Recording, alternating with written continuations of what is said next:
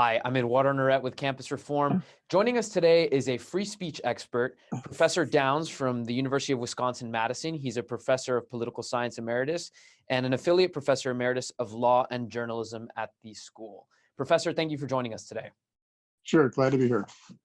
So you're out with a new book titled Free Speech and Liberal Education. This is a topic we cover here at Campus Reform. This is a topic that I think a lot of people, both on the left and right, is concerning them about free speech on college campuses. Tell me a little bit what the book is about. Well, the book really, it has different levels. It's really, the basic concern is why we need to fight for and preserve freedom of speech and academic freedom on campus for reasons that contribute to our education. And one thing I'm concerned about is trying to get a handle on the empirical aspect of it. How much of a threat is there? The disagreements about that. And where should we look to determine whether or not there's a threat? And, you know, a lot of people look at speech disruptions like at Middlebury a few years ago, cases like that that are very famous.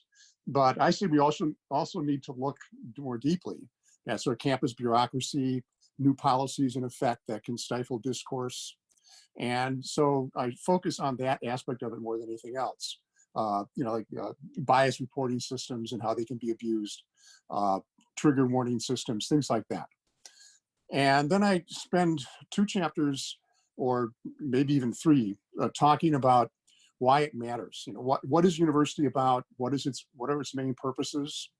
And I argue that we need to prioritize the primary function of what a university is, which is the pursuit of truth through open discourse and academic freedom.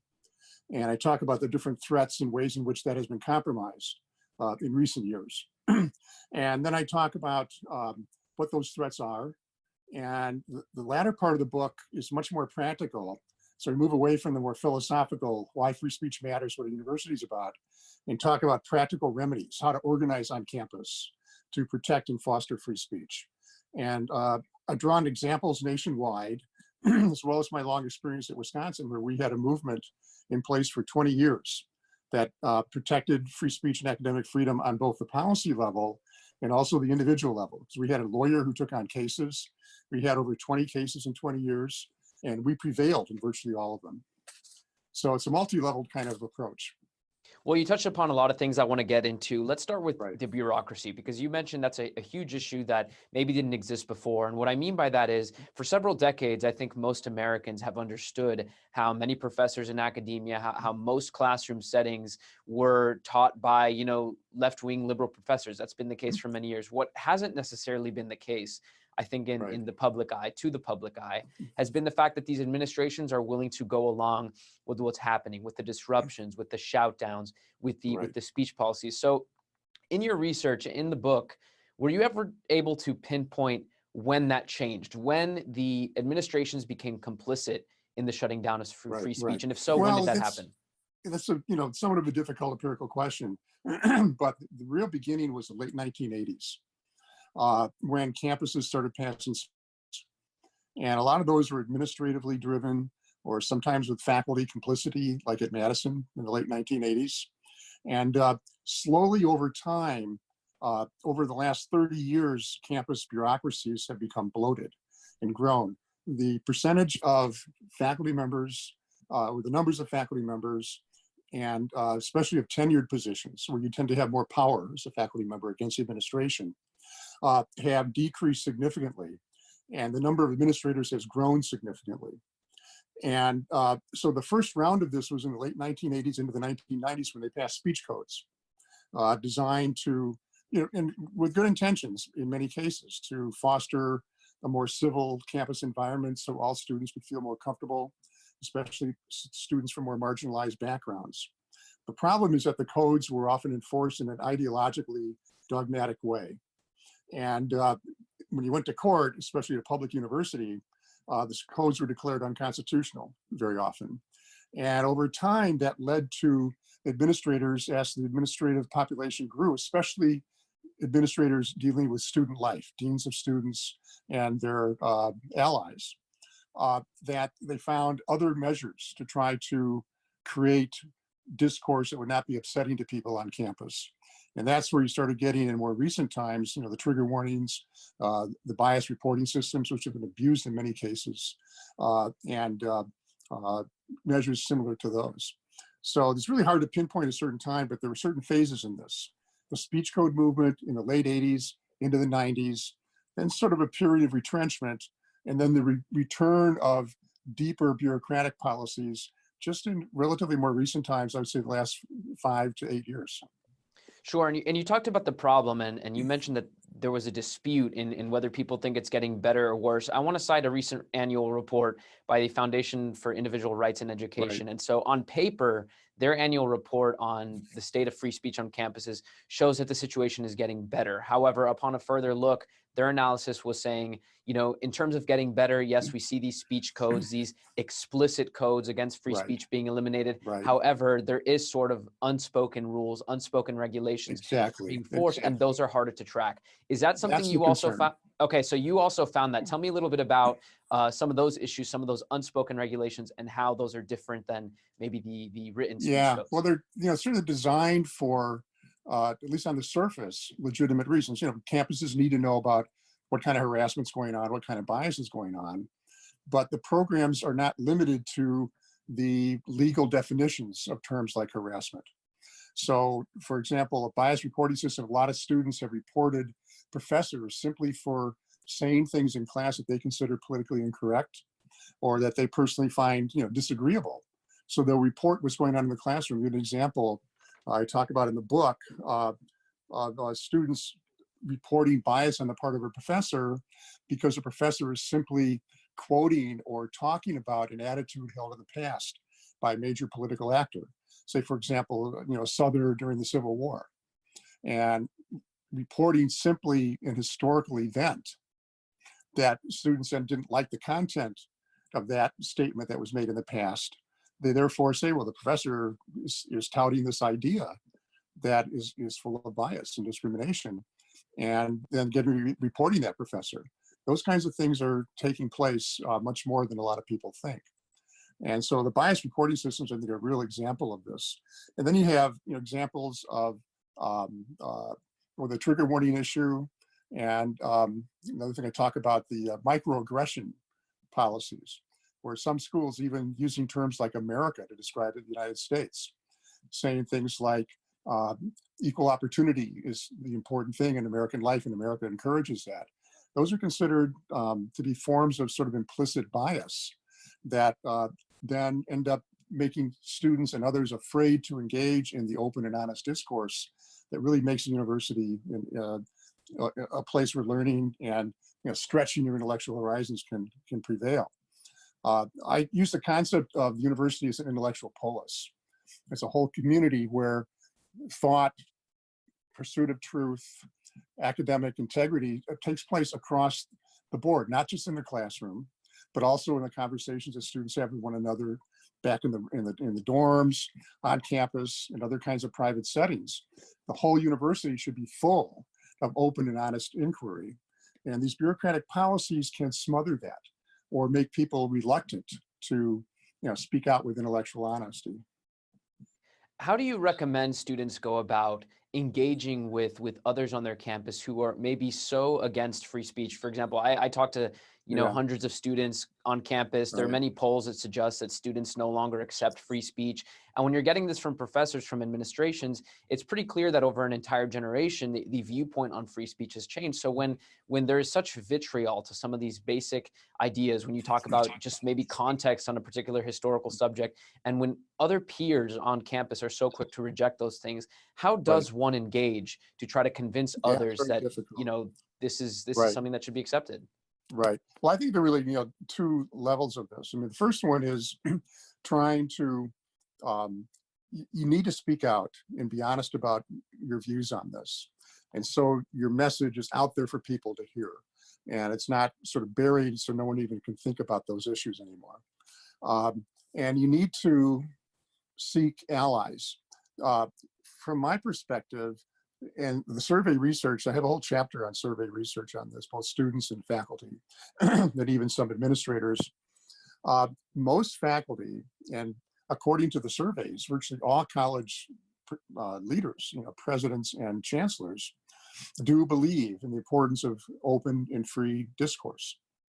But if the people on campus that hold the most weight in terms of public opinion don't feel that way, then the message that gets out is that we need to be really careful about what we say, not hurt people's feelings. And so what's necessary is to keep the message alive. And so those who claim that they care about these things will feel that they can speak out as well. And so it's important for people to get started by constantly speaking about the importance of free and honest discourse, and to do so in a firm yet also respectful way, so that claim cannot be dismissed. It's really important to seek out allies and build a kind of a bandwagon effect, or a group of people you can rely on that take this message seriously. So you start building strength in numbers. So it's sort of a bottom-up kind of process. The other side of the coin is to try to get administrators more on board with this by speaking out and put more public pressure on them to do so. So it's really kind of a political process, and I spend a lot of time in the book talking about how to do that. Sure. What type of pushback have you faced on your campus, University of Wisconsin-Madison, from being outspoken on this issue? Unfortunately, University of Wisconsin-Madison is a campus we've had to cover for campus reform quite often because some of the things we see coming out of there. So I'm sure the response you've gotten has not been so warm to this issue. Talk to me a little bit about what you faced. That's a long story, because actually we had a very strong critical core of faculty from across the board that got organized in 1996 to protect individual faculty members who were affected by improper policies and who were charged, in our view, improperly. And we formed in 1996, there's about 15 of us, 20 of us, based on a notorious case that took place on campus. And we had a lot of allies in the student papers. And we slowly built a kind of coalition on campus to speak out on these issues. And we dramatized the problem of people being victimized who had been investigated improperly for their views. And that created some sort of public sympathy. The people in our group, it was called the Committee for Academic Freedom and Rights, represented a broad spectrum politically. Some were totally apolitical. And these are people in the faculty that had strong research credentials and reputations on campus, so people couldn't dismiss us. And then we took every opportunity we had to speak out, and we got involved in the faculty senate. And eventually, over time, we became a real presence on campus, and we even worked with the administration on some issues. And so when all is said and done, we achieved a kind of respect on campus. At the same time, we had our enemies, if you want to use that word, or we had an opposition that would fight us, but we had enough support. And one way we did that was by separating what I consider sort of the classic or more traditional liberals on campus, which are very many at Wisconsin, from the more illiberal left that was actually in favor of some of these new agendas. And so in the end, we were able to sort of unite a lot of conservatives and liberals on our campus, as well as get a lot of student allies because of our outreach in class. So my personal experience at Wisconsin was rather unusual in that respect, that we did attain a certain acceptance on campus and became known as these are the guys that are always going to fight for free speech. And we had enough respect that we were not just dismissed. Sure. And over time, we actually engendered or influenced the development of a lot of positive policy at Wisconsin. We abolished the faculty speech code in 1999 as one of our first signal victories. The problem is on a campus where you don't have a group like I was involved with. And so people are more isolated. And as all the studies on tyranny show, the more isolated a populace is, the less organized it is, the more it's not going to be able to experience freedom and power. So we were able to build a kind of movement that did empower enough people to speak out and take free speech seriously. And we had allies from both the left and the right. An unusual circumstance. But I also chronicle in the book other examples where people have been successful on campus in various ways.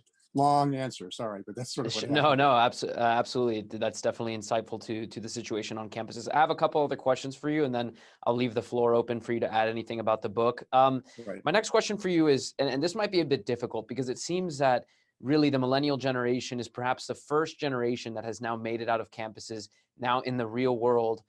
So it's really the first case study that we have of a generation who is rejective of free speech, who kind of went through that system. But I'm just wondering, Right. in the book, in your research, have you examined or found any long-term effects of a generation that has gone through the university system that is so anti-free speech once they get into the real world? So are they facing issues at work, perhaps, in broader society that comes or that could be attributed to this anti-free speech movement on campuses? Well, that's really hard to get at that since, I haven't been involved out there in that part of the country as much. But I did notice over time that some of the arguments we were making for free speech that generated a lot of student support at Wisconsin, that was more difficult over time because of the, sort of the programs for sensitivity that more students are being exposed to now, is a part of a bureaucratic enterprise on campus. Students were kind of primed ahead of time to be more suspicious of discourse that people found upsetting or controversial or not necessarily, politically correct.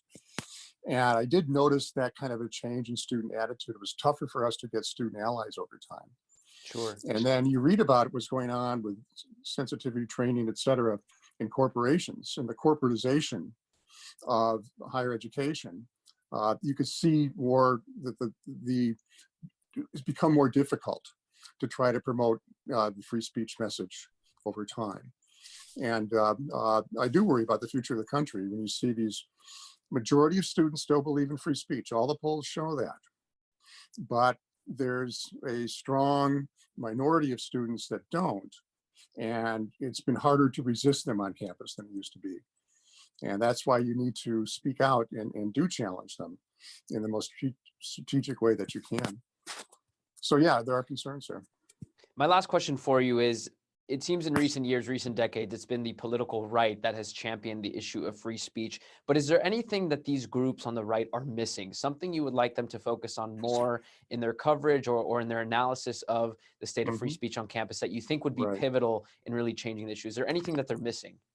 Well, I think, two things. One is there have been examples of challenges to speech coming from the right. Sometimes some outsiders on campus. I talk about a couple of those in the book. And also kind of the same mentality of being victimized by critical speech is now a little more prominent on the part of the right on campus.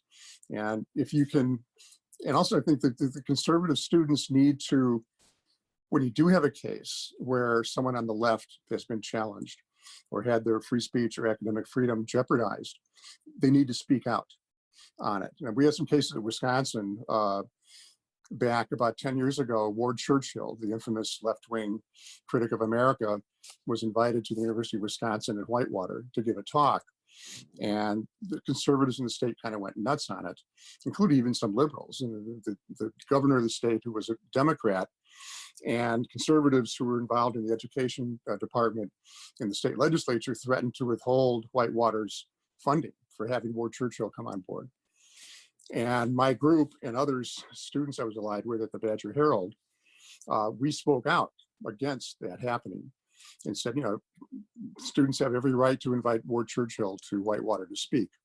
So we had a few cases where conservative forces were pressuring against academic freedom and free speech, and we defended the free speech of the left when it came to that. Free speech will not be taken seriously as a principle unless it is seen as universal and nonpartisan. And I think that conservative students need to realize that more than they have. Absolutely, Professor. Well, I want to thank you for joining us, Professor Downs. The book is called Free Speech and Liberal Education. When is it out? When can people expect to be able to purchase the book? It's supposed to come out around February 14th, Valentine's. Be a good Valentine present for people, I think. Perfect. Sounds like a great one. I want to leave the floor open to you if you have any last remarks. And again, thank you for joining us. Yeah, I think the key thing to stress is that free speech needs to be seen as a universal kind of right for everybody. And the importance of keeping the message alive on campus. When we first got going at Wisconsin back in the early and mid 90s, it seemed like all the codes were against us. We were like Sisyphus trying to push that pebble up the mountain. And we found that by reaching out in a strong yet reasonable way, we had potential allies out there that we did not know existed before. And when we had a long period where we fought the faculty speech code that was passed in the late 1980s, and we finally got rid of it in 1999. It took that long. When we went to the faculty senate and presented our case, allies came out of the woodwork that we had no idea existed. So there's more potential perhaps on campus, especially given all the media exposure of this problem over the last few years, for people to join in the fight, as long as you have a core of people that are willing to make it and present those arguments. So that really is a central theme of the book. The other theme really, I think, is to realize and appreciate what's lost if we lose our respect and support for the freedom of thought, both on campus and in liberal democracy. It's defining of what we are as a country. And as Lincoln said, we were conceived in liberty and dedicated to the proposition that we're created equal. And if we lose our appreciation of that, then what kind of country are we? It's sort of like a potential crisis in the West and a crisis of belief in ourselves in America. And part of the book, I have a whole chapter called Why It Matters. And I get into a lot of these issues and how free speech is crucial to what we are, to our DNA as a country, and to the development of our characters and the kind of character that's necessary to sustain liberal democracy and constitutionalism. So I think that's really the probably when all is said and done, the book is one about what to do about the problem, but mostly it's about why it matters and how the importance of the First Amendment and what it represents to us as a nation, as well as to our own personal development as individuals in that nation. So well, Professor, I hope people listen to your message. I hope people take the time to read the book. And I want to thank you again for giving us your time today. Thank you so much. Thank you very much.